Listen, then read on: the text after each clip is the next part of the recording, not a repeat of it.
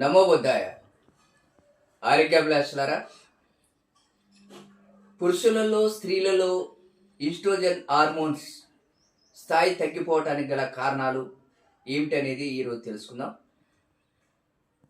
ఈ hormones imbalance కావటం వలన పీరియడ్స్ ఇర్రెగ్యులర్గా ఉండటం, ఒక్కోసారి పీరియడ్స్ ఎక్కువ తక్కువ రావటం, అధికంగా కావటం, ఒకసారి కొంచెం కొంచెం కావటం, అలాగనే స్కిన్ డై కావటం, అన్నం సరిగా విడుదల కాకపోవటం, ఎగ్స్ క్వాలిటీ విడుదల కాకపోవటం, యోని దగ్గర జిగురు తగ్గిపోయి మంటలు దురదలు రావటం, లైంగిక వాంఛ తగ్గిపోవటం, కోరికలు లేకపోవటం, రొమ్ములో గడ్డలు రావటం, అలసట, మానసిక ఒత్తిడి, ఆందోళన, నిద్ర పట్టకపోవటం, శరీరం వేడిగా ఆవిరి కావటం, రాత్రి చెమటలు పట్టడం, ఇలాంటి అనేక సమస్యలతోని ఇబ్బంది పడాల్సినటువంటి పరిస్థితి వస్తుంది.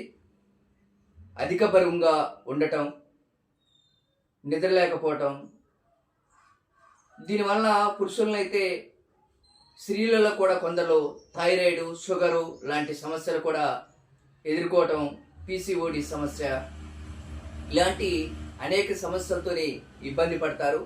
ఈ హార్మోన్స్ ఇన్బ్యాలెన్స్ కావటం వలన, ఈస్ట్రోజన్ హార్మోన్స్ తగ్గిపోవటం వలన. దీనికి చికిత్సా మార్గాలు ఆయుర్వేదిక్లో లేదా ఇంటి వైద్యంకు సంబంధించి శొంఠి, ఇంగువ, సూర్ణంలో బెల్లం కలిపేసి ఉండలుగా చేసి ఉదయం సాయంత్రం ట్యాబ్లెట్ లెక్క ఆ సూర్ణం ఉండల్ని తినాల్సి ఉంటుంది.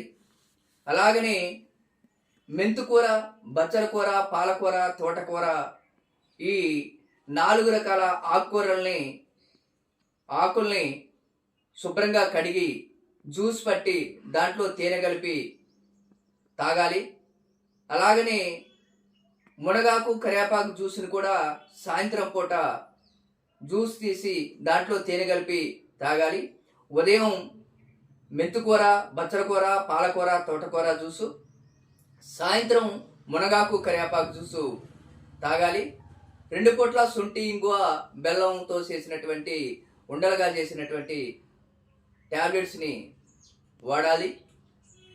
ఫైబర్ ఫుడ్ని ఎక్కువగా తీసుకోవాలి. పళ్ళ రసాలు, పండ్లు, అలాగనే పచ్చటి ఆకుకూరల్ని ఎక్కువగా తీసుకోవాలి.